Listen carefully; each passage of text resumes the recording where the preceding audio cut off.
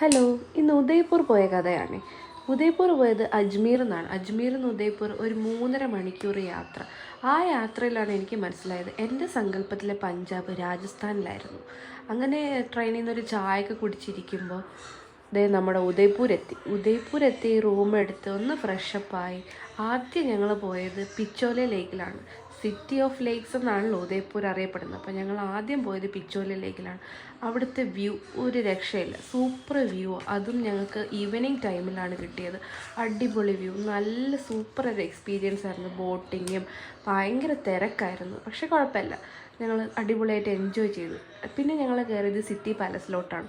City പാലസിൽ നമുക്ക് ഒരുപാട് നടന്ന് കാണാനുള്ള സംഭവങ്ങളുണ്ട്. സിറ്റി പാലസ് നമുക്ക് ഫുള്ളായിട്ട് എക്സ്പ്ലോർ ചെയ്യാൻ 1-2 മണിക്കൂർ എടുക്കേണ്ടി വരും.